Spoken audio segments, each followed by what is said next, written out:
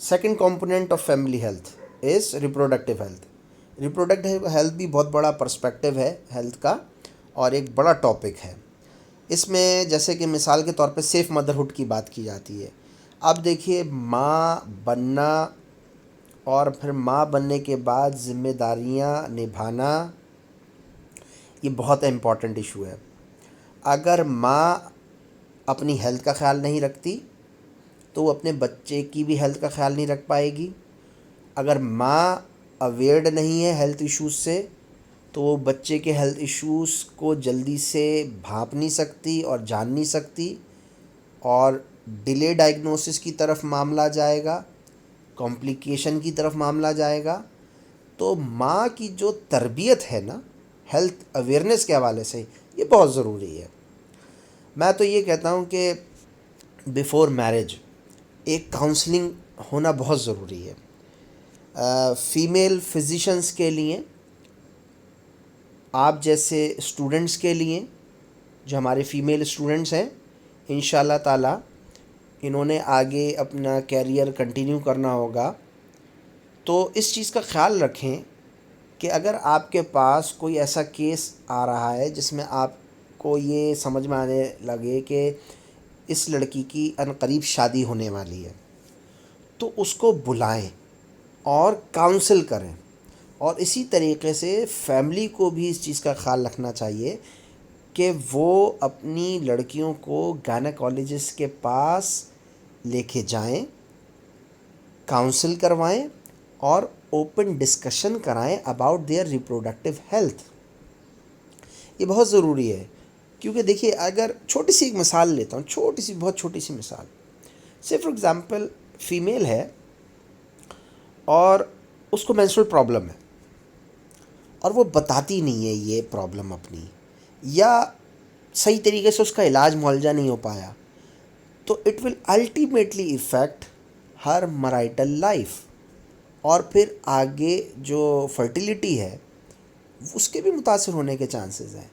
तो बेहतर ये होता है कि शादी से पहले गायनेकोलॉजिस्ट से एग्ज़ामिनेशन करा लिया जाए, डिस्कशन कर ली जाए, काउंसलिंग कर ली जाए।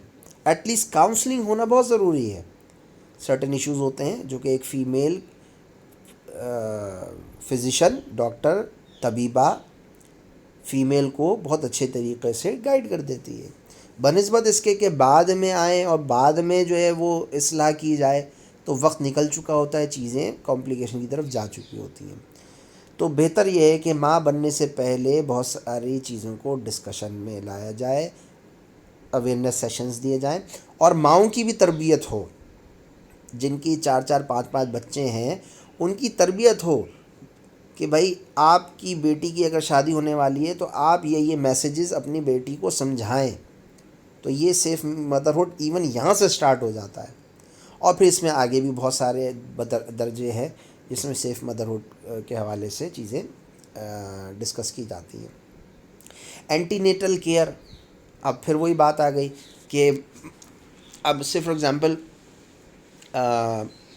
कंसेप्शन हो गया, प्रेगनेंसी ठहर गई, तो अब माँ को क्या ख्याल रखना है अपना, किन किन चीज़ों पर तवज्जो देनी है, अपनी डाइट पर, अपने फ़िज़िकल, अपने मेंटल स्टेट पर तवज्जो देनी है, रेस्ट करना है, ज़हनी सुकून चाहिए उसको, न्यूट्रिशनल इम्बैलेंस नहीं होना चाहिए। ठीक है, ये तमाम जो केयर्स, एंटीनेटल केयर है, भरपूर इसकी तफसील है, जब इंशाल्लाह मौका आएगा तो उसको पढ़ाएंगे आपको।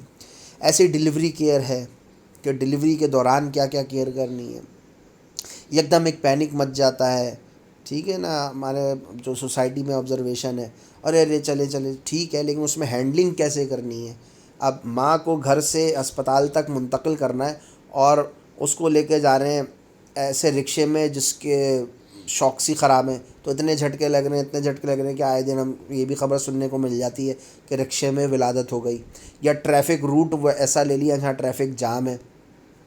तो ये बहुत सारे मसले हैं, ठीक है ना। अब अनफॉर्चुनेटली सोसाइटी हमारी इतनी ज़्यादा मुनज़्ज़म नहीं है कि कोई बहुत स्मूथली एक पेशेंट अपने घर से अस्पताल तक पहुंच जाए।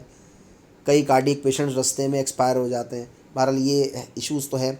बहरहाल डिलीवरी केयर एक एस्पेक्ट है। پوسٹ نیٹل کیئر، ڈیلیوری ہو گئی، بچہ پیدا ہو گیا، اب کیا کیا کیئرز کرنی ہے. فیملی پلاننگ کیوں ضروری ہے؟ فیملی پلاننگ سے لوگ اکثر یہ مراد لیتے ہیں کہ اسقاط حمل یا خدا نخواستہ ایبورشن. نہیں، یہ نہیں ہے تصور. فیملی پلاننگ یہ ہے کہ avoidance of unwanted pregnancy through certain methods. اگر کپل نہیں چاہ رہا ہے اگلے بیبی کو مینٹین کرنا تو اس کے لیے چند طریقے ہیں، اس کو کہتے ہیں فیملی پلاننگ. اس کا ہرگز یہ مقصد نہیں ہے کہ خدا نخواستہ بچہ گرا دینا، بچے کا قتل کرنا، بچے کی ابارشن کروا دینا زبردستی، یا انفینٹیسائیڈ، یا خدا نخواستہ جینوسائیڈ. یہ مرکزی خیال نہیں ہے فیملی پلاننگ کا. ٹھیک.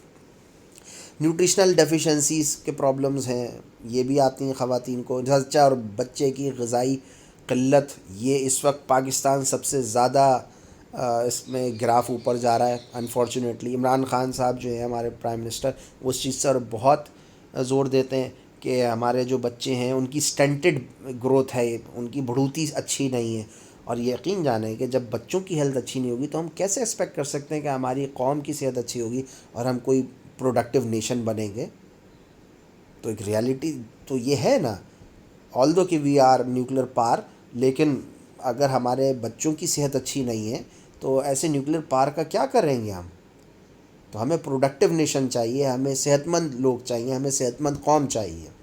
اور یہ اسی وقت ممکن ہے جب ہمارے زچہ بچہ کے لیول پر صحت اچھی ہو اور غذائی قلت کا سامنا نہ ہو. لو برتھ ویٹ بیبیز، یہ اسی سے ریلیٹڈ ہے.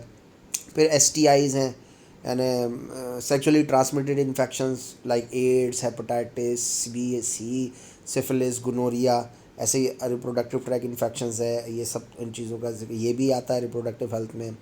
پھر ایڈولیسنس ہیلتھ، ایک مقصد سن بلوغت میں جو تبدیلیاں آتی ہیں فزیولوجیکل، اس کو ایڈریس کرنا، اس کے مطابق ڈائٹ کو ایڈوائز کرنا اور اپنے لائف اسٹائل کو چینج کرنا، ایکسرسائز کو شامل کرنا، بیڈ ہیبٹ سے بچنا اور مائنڈ کو ایک ہیلدی انوائرمنٹ دینا. یہ دیکھیے، یہ وہ ایج ہوتی ہے ایڈولیسنس کی جس میں ایک ٹرانزیشن آ رہا ہوتا ہے، امیچورٹی ہوتی ہے اور ایک تھنکنگ جو ہے وہ تھنکنگ پروسیس بڑا ایڈوانس ہوا ہوتا ہے. تو اس دوران اگر غلط سوچیں ذہن میں پیوست ہو جائے تو آدمی کی پرسنالٹی خراب ہو سکتی ہے. تو سیکنڈ اسکوپ ریپروڈکٹیو ہیلتھ، میں نے یہ آپ کو بریف کیا. نیکسٹ اسکوپ نیکسٹ پریزنٹیشن میں ڈسکس کرتے ہیں.